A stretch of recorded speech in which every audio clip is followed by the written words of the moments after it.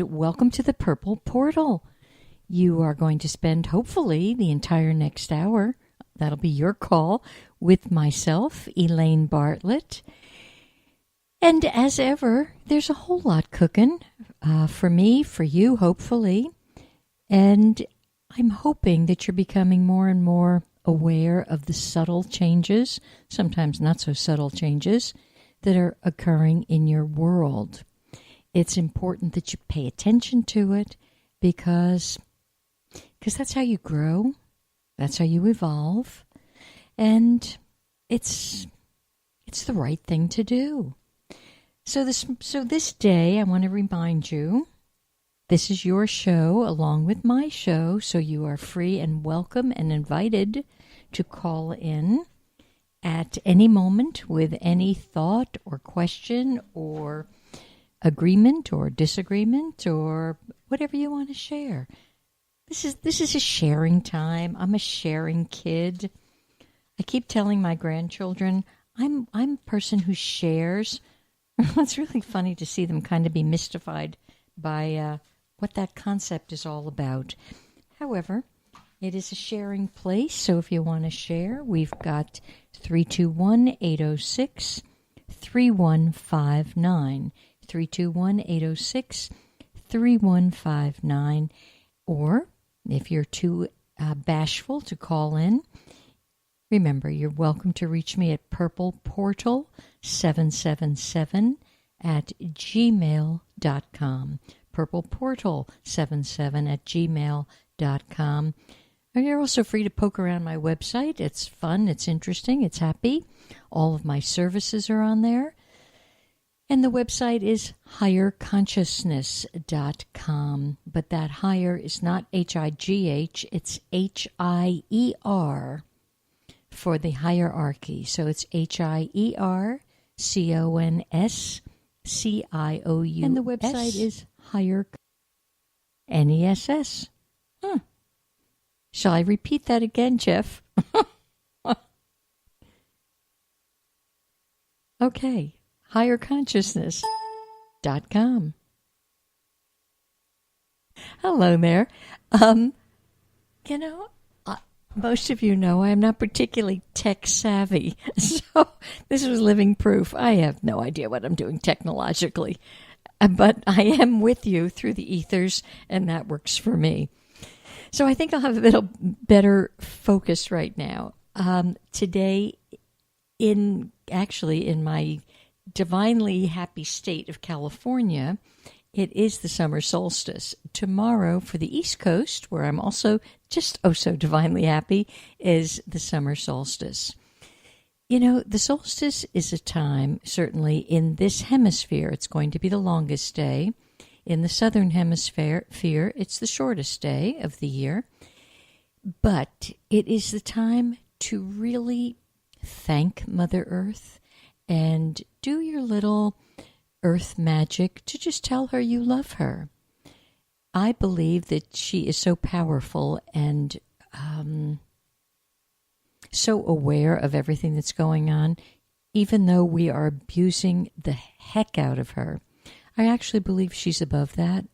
That being said, words of kindness and love and caring will certainly be appreciated and go a long way toward just assisting her. And what's wrong with telling the earth that we love her? Not a thing. So go for it. That's tomorrow, sort of today and tomorrow. So do your thing. Whatever makes you happy, take a day. There's a couple of other things that are happening this Friday. I'm quite sure it's Friday. We've got a new moon. And this new moon is going to be in Cancer. So this will impact your emotional body and your feelings. And again, Mother Earth is involved.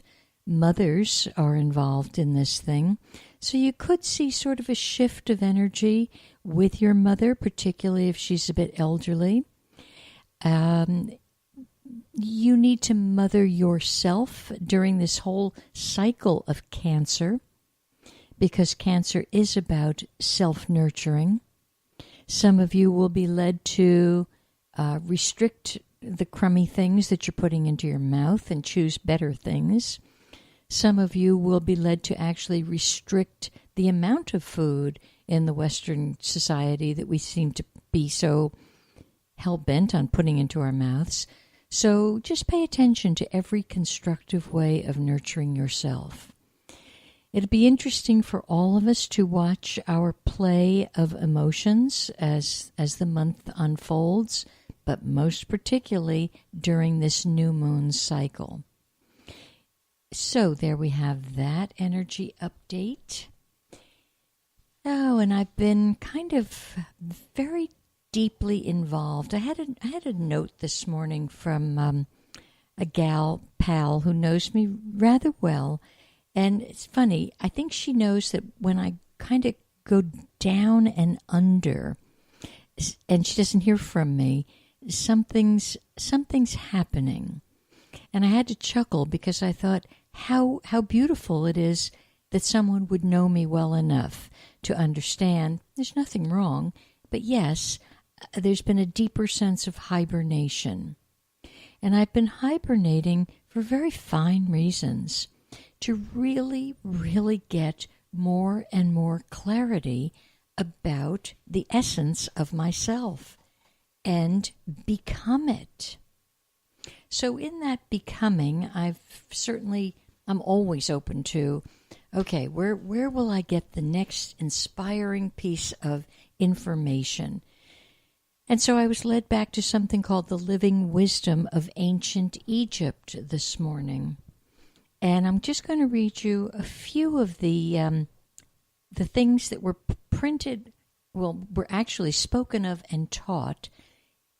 Now we're talking thousands of years ago. We're talking really when the pyramids were actually used as transmitters and energy points much more powerfully than they have been in the years that we know about them. So these are a couple of things that I thought, these are so tried and true, and some of it now we poo-poo it, some of it's now almost spit upon. But here's the first one. All conduct should be so straight that you can measure it with a plumb line. Some of you don't even know what a plumb line is, but and to even use the word conduct seems old-fashioned. I mean, it's the kind of word I heard from the nuns in first grade. Watch your conduct. I don't even think I've heard anybody use that word conduct in years now, but it's true. You should be so straight that your thoughts and your everything can be measured with a simple plumb line. Here's one. Punish with principle. Teach meaningfully. The act of stopping evil leads to the everlasting establishment of virtue. Here's one. The human race never accomplishes anything. It's what God commands that gets done.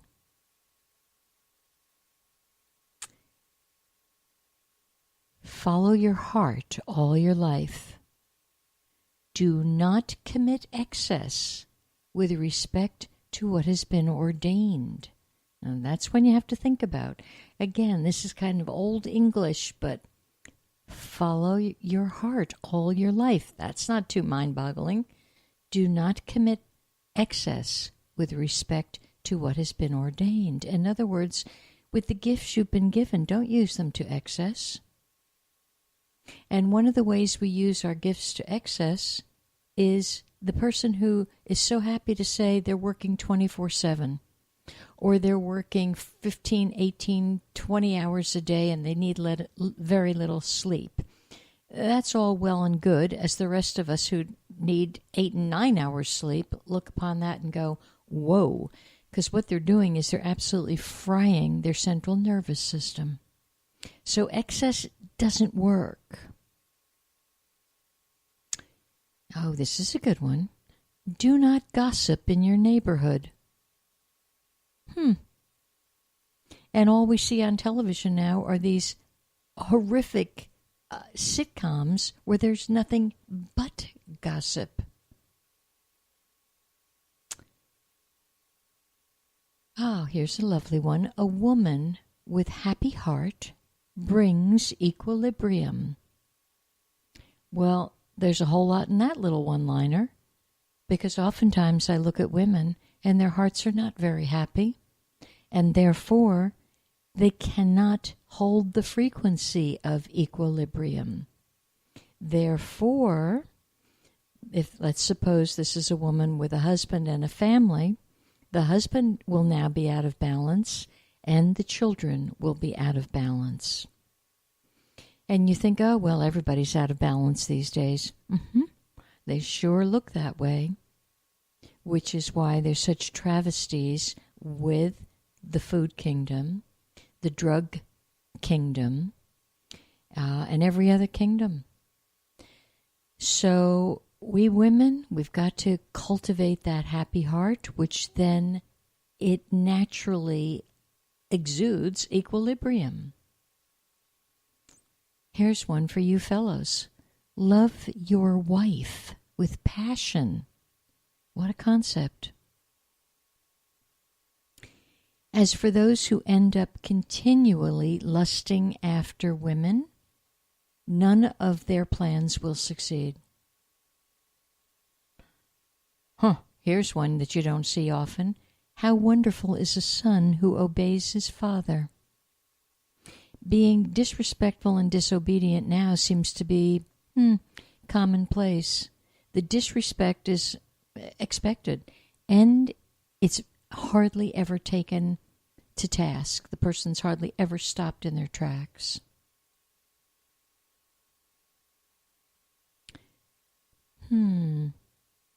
May your heart never be vain because of what you know. Take counsel from the ignorant as well as the wise. I have somebody in my little infrastructure, a sort of extended family, had a wonderful education.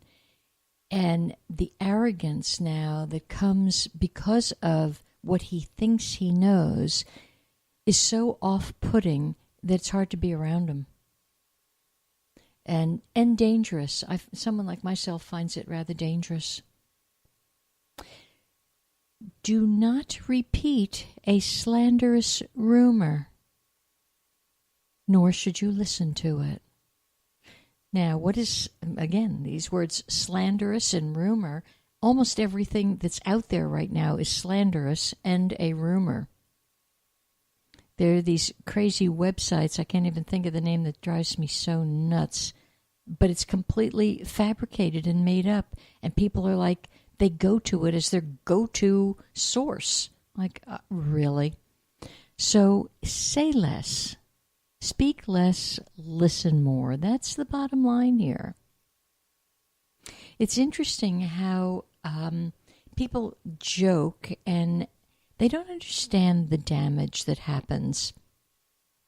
I had an interesting situation over the weekend. I had a gentleman look me up that I went to grammar school with. Well, I've been out of grammar school a whole lot of years, right? And I was kind of thinking, geez, I haven't even seen this guy in 50-odd years. But he reminded me that he had looked me up about 20 years ago. To which I said, oh, I'm so sorry, I don't remember. I have lived and died thousands of lifetimes since then. He didn't know what the heck I meant, but I hope some of you get that, and I hope some of you could say the same thing. You've lived and died thousands of lifetimes since 20 years ago. But if you're still stuck in the same rut you were in 20 years ago, whoa. But at any rate, he wanted me to meet a beautiful woman that he's very fond of, and I was delighted to meet her. She's just a spectacularly lovely being. But he got talking about the old times and reunions and things like that. I got to tell you, I was not comfortable in grammar school. I was not comfortable in high school. I was not comfortable in college. I would certainly not be comfortable at a reunion. I never felt particularly part of things. I didn't quite get it. I wasn't good at gossip even in 8th grade when it was like the thing to do. Well, he went on to speak, and I know he meant it with all, sort of great humor. Apparently, at this reunion, which now also has to be like 20 years ago, a mutual fellow that we know reported back to the guy who's now sitting in my living room. So that guy could 20 years later report it to me. And it was so hurtful that I had to spend like the next day shaking it off. Apparently, 20 years ago, I don't think I had opened my stores yet in New Jersey. No, I'm quite sure I had not. Maybe so, maybe it doesn't matter.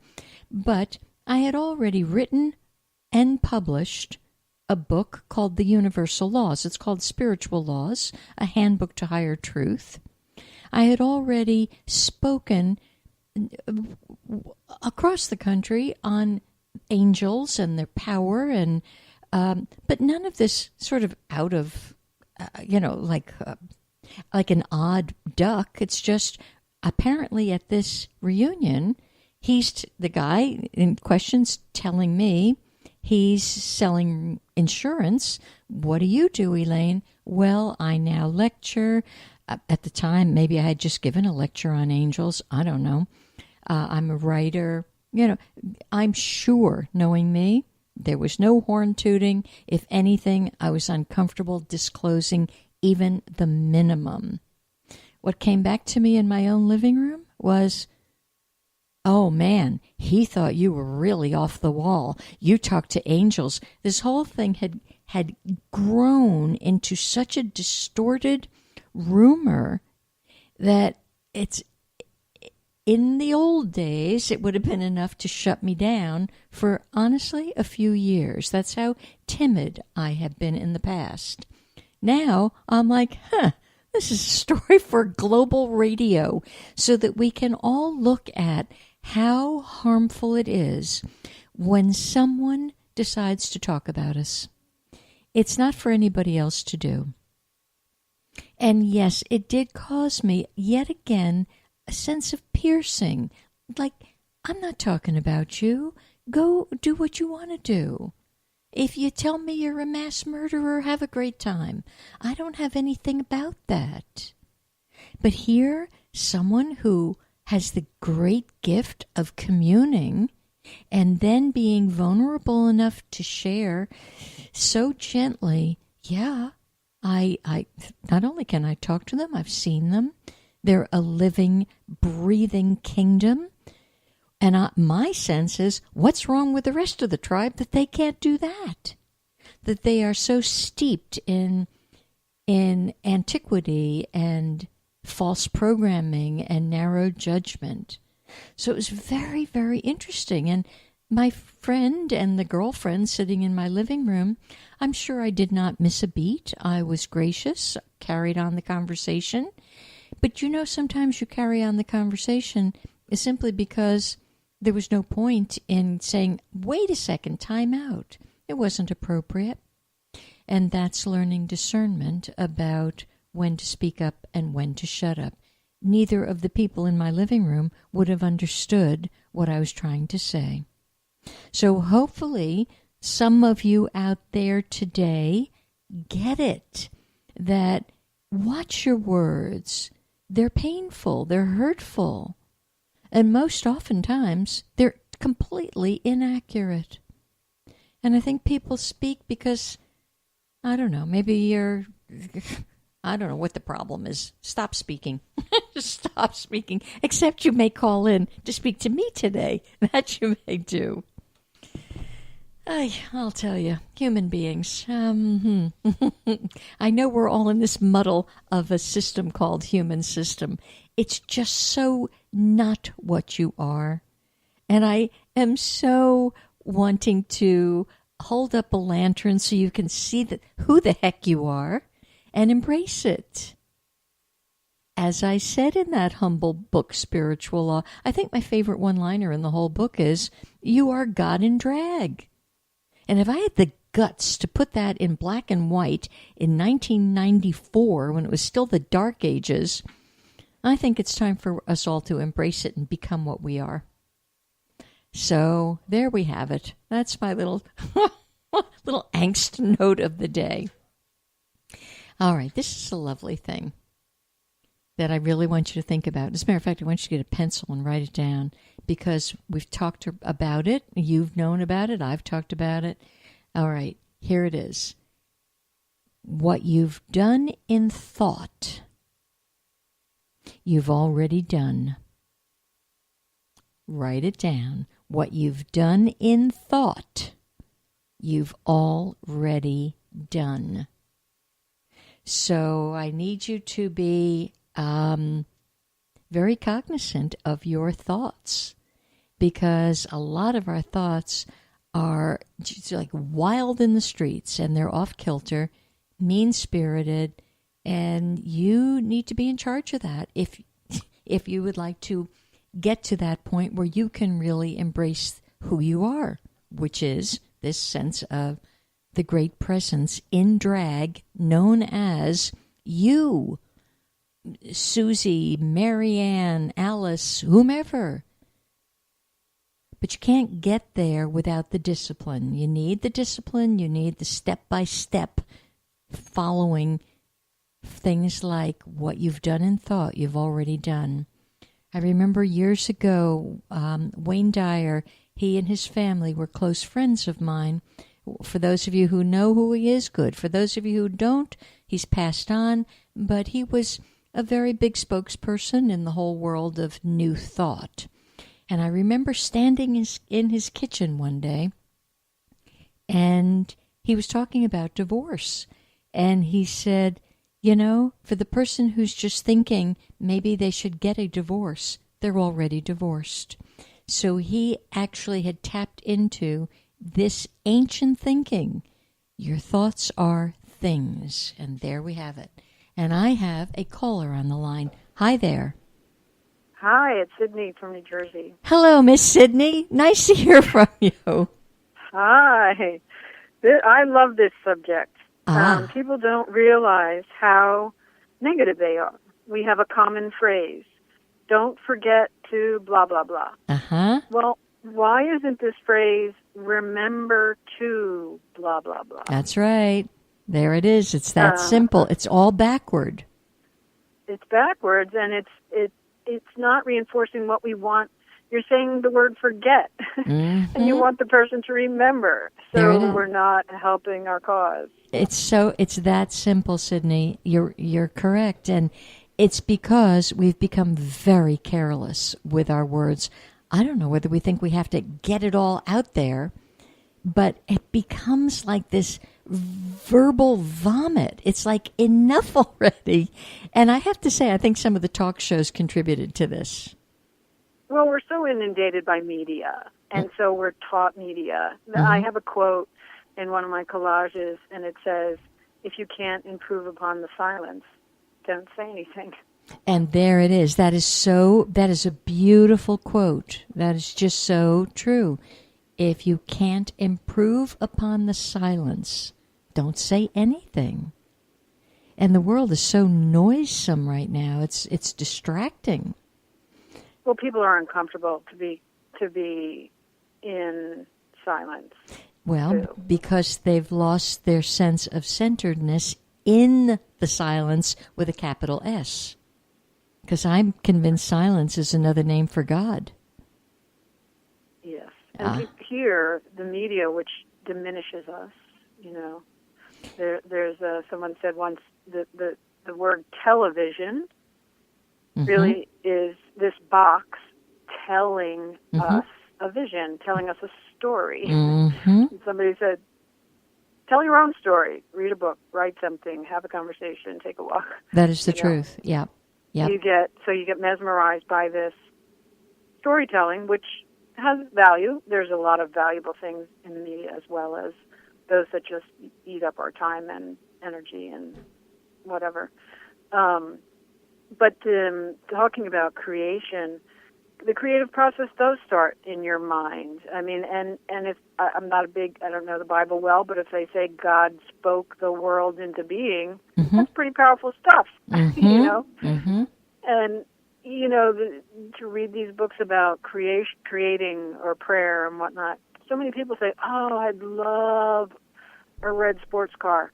And then they diminish it by saying, but I'll never afford it. That's right. That's right. You know, we take it away. Absolutely. As quickly as they speak it, they abort it. Yeah, so things like a vision board, a collage, and all this positive, you know, creating a positive thing for ourselves, or having a positive mantra. And to your point, if you start to think of something negative or you're getting caught in some whirlwind, to have something to replace it with, like a prayer or your favorite mantra, or, you know, whatever, to fill in that space with something that's precious, valuable. Yep. Yeah. No, it's really learning honesty within ourself for ourself, and then that extending that authenticity into their other selves, their outer selves. As I'm honest within myself, it radiates to you, Sydney, and to the work I'm doing, and to the street I'm walking upon. So it's quite a simple process, but because we're so unaware, it's not happening for us because it's too disjointed, it's too fragmented. Absolutely. So if you started to think the thought, what would I be thinking about if people could hear what I was saying or read in the bubble above my head? What would it? How would you would be a better steward of what was happening, right? Yeah. And you're right. The vibe, your vibe, when people are happy at what they're doing and they're joyful and they're thinking loving thoughts and positive and whatever, your vibe changes. So then when I come into your presence, you have this glow and this vibe. So then that affects me, and I can be lifted up by that, right? Energized. They say that dolphins, when they send out a beam of sonar to bounce off their buddy, when the pattern comes back from their buddy, if it's sad, they bounce. Then they send out another pattern that changes sad. So they're a community that wants to keep aligning and uplifting. And we have that ability with our words and actions, but we get lazy. And we've been taught otherwise by the media. Well, it's been well programmed even before the media. I mean, you know, we're in the Kali cycle, which is the cycle of destruction, and it's just about over. But that's what's happened. These 1,000 or so years of really down to the bottom. So, you know, it just has to play out, and it is playing out. You're right. But those of us who can hold the candle, if you will, or the lantern, just hold it up high enough so that it drip by drip, another person will see it and have that little bit of hope, really as the dolphins do. Just send out that little signal, and then another one sends out that little signal. It will change. We'll move out of this age sooner or later. And so we just keep doing diligently with awareness as it's changing. So it's really kind of goes back to live in the moment, be what you're supposed to be. You know, if ever there was a time for us to learn to really be the God we are, it's now. It's when we're down and out and in the jail of our thoughts. You know, it's kind of like a gal who cleans houses for a living, and you go in and the place is a complete wreck. You're better off almost seeing it that way, because you can really begin to clear it. So, yeah, we're just in that clearing process, which takes me back to tomorrow, with the solstice. It becomes a rather clearing day. You know, there's a word, it's spelled Liri, Lyri, I think it's pronounced that way. And this connects itself to the Chinese calendar and the 4 pillars. The Leary energy is the day prior to the equinox or the solstice or a change of seasons. And it's a very powerful day. It's kind of like stop the action, clean out, get down and, kiss the ground and be thankful. But it's not the day to sow new seeds, and, it's just not. So it's a very interesting day. That's great. I'm taking care of loose ends and doing errands. Excellent. Happy Excellent. to hear that. Okay. Yeah. And clean your house. It's like that. Absolutely. Mm-hmm. Yeah. Mm-hmm. Yep. Great. So, all right, my friend, any other thought you had that you wanted to share, or you just were hopping right in for that one? Yeah, hopping in for that one. It came to mind that I think Dr. Maya Angelou, the author and writer, if someone spoke negatively in her house, mm-hmm. she kindly asked them to leave. Mm. Like, she's known for policing that. Yes. Yes. Really, you don't want it in your walls. No. Mm-mm. Yeah. It's but interesting. She held it to a high standard. Yeah. These poor people didn't have a clue that it was inappropriate, particularly he. The gal, she didn't know me from Jabib. But he thought it was funny. He thought it was a ha-ha. Yes. And he even at some point used the words woo-woo. Now that I became a Maya Angelou. And I stopped right in my tracks and said, I got to tell you, I find that word particularly offensive, diminutive, dismissive. It's not an appropriate word. And I think people have got to get over that. I've even actually seen and heard so-called spiritual people refer to themselves as they're in this woo-woo thing. I want to thump them on the forehead. Stop. Jeepers creepers. Talk about self-flagellation. No. Yeah. And if we can't raise this thing out of the dark trenches where it's been, we've been murdered for this stuff, many lifetimes. That's done. And that's over. Right. So now we have to stand up with conscious expression of every syllable out of our mouth, or none. Yeah, and not apologize for who we are and what our skills are and how it's vision. Just because someone else doesn't understand how it happens, where it comes from, how you can live that way, it doesn't matter. If you're coming from a place of love and information and being genuine, it's authentic. If That's you're being right. authentic, that's where you need to be. Yeah. No, it's very interesting to be kind of, as we all are, on the front line of stuff and see where are people in their hearts and minds and mouths.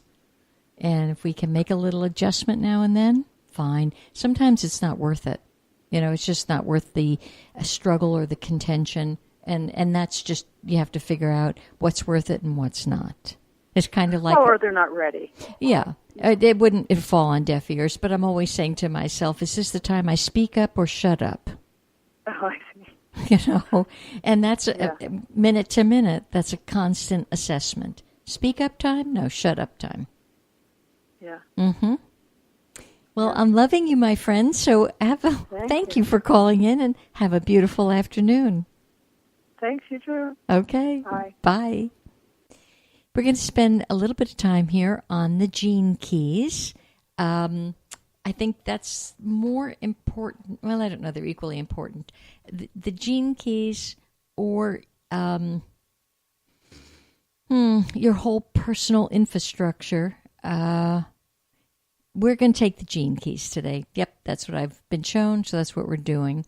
And the gene keys, it's like a hologram, and it shows you as a hologram, which, of course, we are. We are a hologram.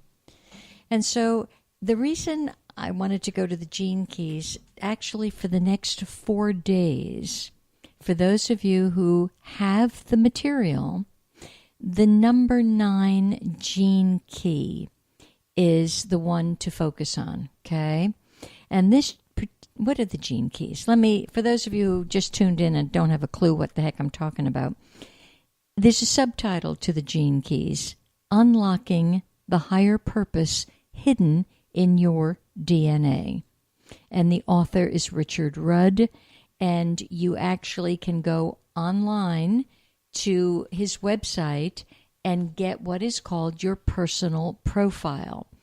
It's a bit overwhelming, but that means you just need to be more patient and dig through it a little more calmly, and you'll at least be able to figure out how to print out your profile. You can actually go to something called Gene Keys, Keys, and it's Gene, Gene, so Gene Keys, goldenpath.com. And there you have your hologenetic profile, and it's a complete journey of inner contemplation. And it really gives insight to who you are. In the old days, which would now be 4 or 5 years ago, when I printed out my profile, I got like about 7 pages of information that was lovingly given for free. Well, somebody spoke with me this past week. They went online to print it out. They're no longer that generous, which is too bad, because Richard is the entity that brings this forward, and now there's a whole lot of entities that want to have their finger in the pie, and so now it seems you just get that profile. That's okay. It's better than nothing. Take what you can get for free. I would not at this point pay, I think she said $60 or $80 for the next 7 pages. No, we'll talk about it. We're not going to do that. Okay, so now, and it's a massive book, okay? And it's an invitation to begin a whole new journey in your life. And it's a universal code book for exploring the transformation of your consciousness. So it's pretty darn powerful stuff. And it is over 600 pages. No, I take that back. It's like 500. Oh, it's a mere 535 or something like that. You can handle that. And with it is daunting when you see it. So first off, you could simply open somewhere. And here's what I just simply opened to right this second. I jumped away from number 9, and my fingers opened to number 29. And in my margin, because I'm such a writer in the margins, evil is simply everything about life that has not been accepted and embraced. What a concept. Evil is simply everything about life that has not been accepted and embraced. It puts a whole different slant on your labeling and judgment of so-called evil. And I'm telling you, the worst offenders about evil are the so-called spiritual people. When someone says to me, if they say about me, I am so spiritual, that one I correct them immediately.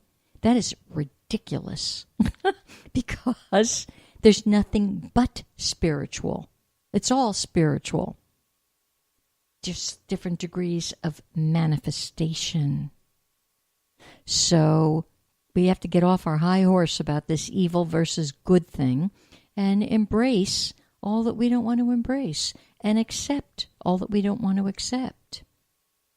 You know, the reason I could move through that slight little thing about, I'm from the land of woo-woo and I talk to angels was actually after they left, I calmly sat down, I embraced the hurt, I accepted it, I embraced their own ignorance, accepted it, and normally something that would have taken a long time to kind of move itself out, it just dissipated. And the only reason I bring it up is it becomes an example through which you can learn. Because without examples, I'd just sort of be sitting here whistling Dixie. So I use examples. The best person I know to exemplify is myself, because it's happening to me. Or if I hear some of your stuff and think, wow, that's pretty cool, then I drag that onto the air as well. So I'm going to take you back to this the 9th gene key. So for 4 days in the galactic system, the number 9 key is very, very important. And a key, to those of you who have the I Ching, it is the number 9 I Ching hexagram. It's one and the same thing. So Richard, in Richard's work, speaks of a shadow, a gift, and something called a siddhi, S-I-D-D-H-I. And a siddhi it's bigger than the gift, and it's something that's a little more challenging to even access because of its largeness. So what's in front of us for the next 4 days, it comes from something called the Ring of Light. And it speaks of the power of the infinitesimal. And that's why the first half of this show has been sort of devoted to almost seemingly insignificant, infinitesimal thoughts, like watch your mouth, what are you saying, put down the rumors. It doesn't seem like much, but this key actually addresses it. The part of it says here, the Chinese sage Lao Tzu uttered the famous statement, "The journey of 1,000 miles begins with the first step," although a more accurate translation might be, "The journey of 1,000 miles begins beneath one's feet." And I like that translation much better, because it says your journey for your life is right under your feet. You don't have to go anywhere. You don't have to do anything special.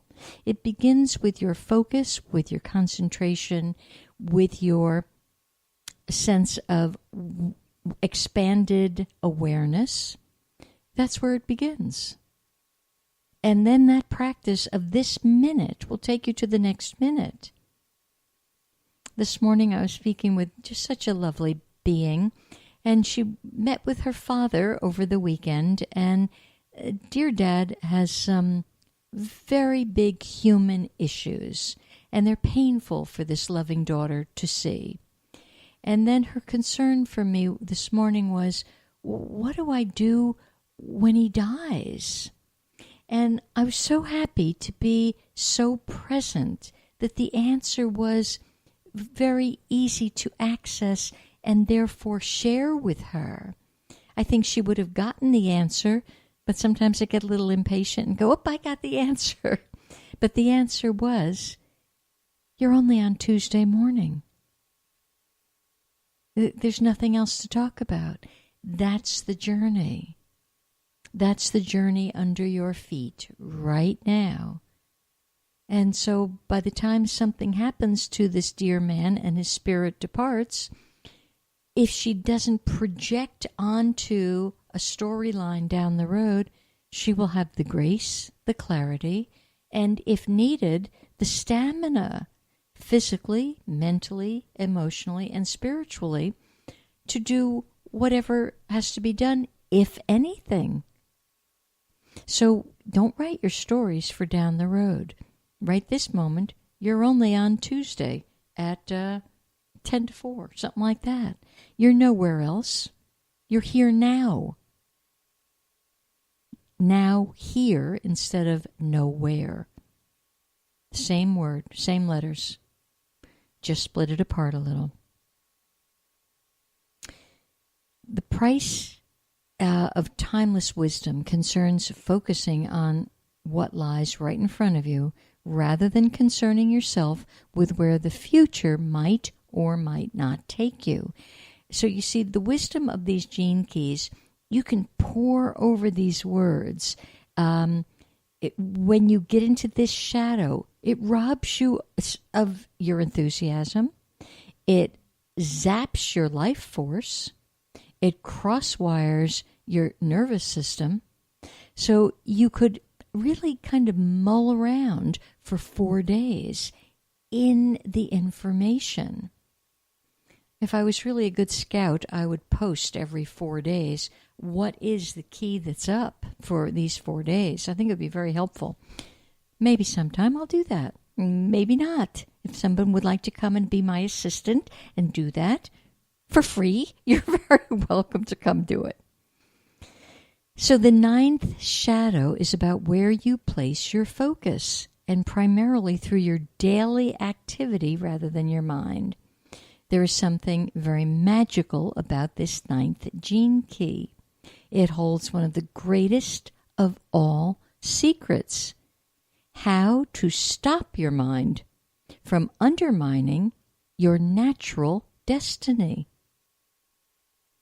See, with this gal this morning, this key would stop her mind so that her natural destiny may be that was the last time she had to have any connection with her dad.